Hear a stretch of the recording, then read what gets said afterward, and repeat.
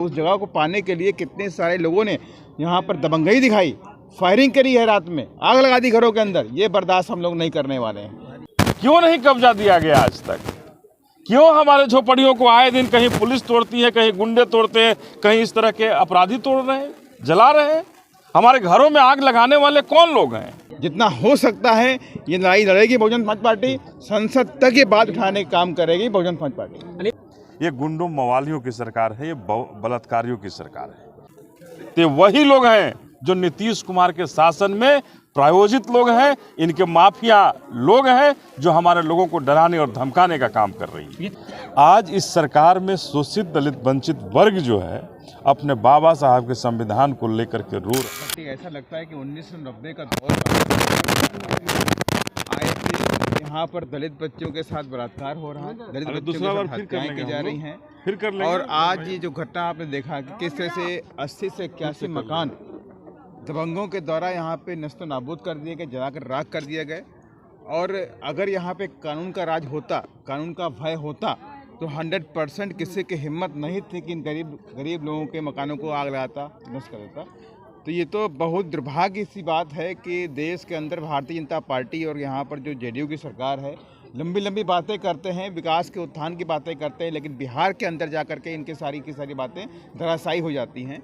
कोलकाता के अंदर एक बलात्कार की घटना घटी, लेकिन पूरे देश ने उसमें इन्वॉल्वमेंट मिला, उसको लाइमलाइट मिला। लेकिन बिहार के अंदर आए दिन हत्याएं बलात्कार होता है, उसको कहीं भी कोई खबर नहीं मिलती।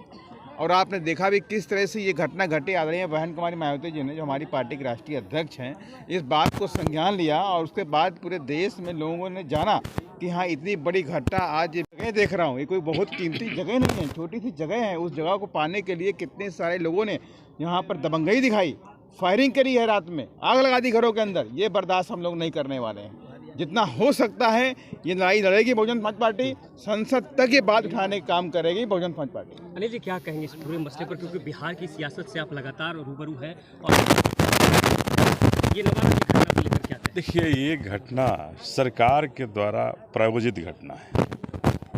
ये सरकार, आज की जो सरकार है, नीतीश कुमार की सरकार कहने की है, ये माफियाओं की सरकार है, ये गुंडों मवालियों की सरकार है, ये बलात्कारियों की सरकार है। आज इस सरकार में शोषित दलित वंचित वर्ग जो है अपने बाबा साहब के संविधान को लेकर के रो रहा है, और उसको रोने के सिवाय कुछ नहीं। ये जो लोग कहते थे कि हम संविधान बदल देंगे, चुनाव के पहले जो लोग कहते थे कि चुनाव के बाद सरकार आएगी तो बदल देगी आपका संविधान, तो अब जब संविधान बदलने में इनको नहीं बन रहा है, तो संविधान मानने वाले लोगों को इसी तरह से जलाने का काम करें।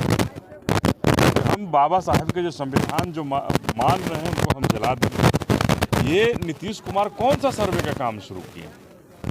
ये इन्होंने 3 डिसमिल जमीन देने के बाद अपने सत्ता के सबसे पहले दिन में कहा था, और 20 साल गुजर गए, फिर से आ रहे हैं कि फिर से एक बार हमको और मौका दे देना।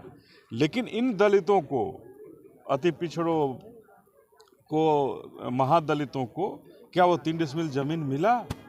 अगर मिला होता तो इस जमीन पर जो अगर कहा जाता है गरमजरुआ जमीन है, इस पर क्यों, किस बात की लड़ाई चल रही है? क्यों नहीं कब्जा दिया गया आज तक? क्यों हमारे झोपड़ियों को आए दिन कहीं पुलिस तोड़ती है, कहीं गुंडे तोड़ते हैं, कहीं इस तरह के अपराधी तोड़ रहे हैं, जला रहे हैं? हमारे घरों में आग लगाने वाले कौन लोग हैं?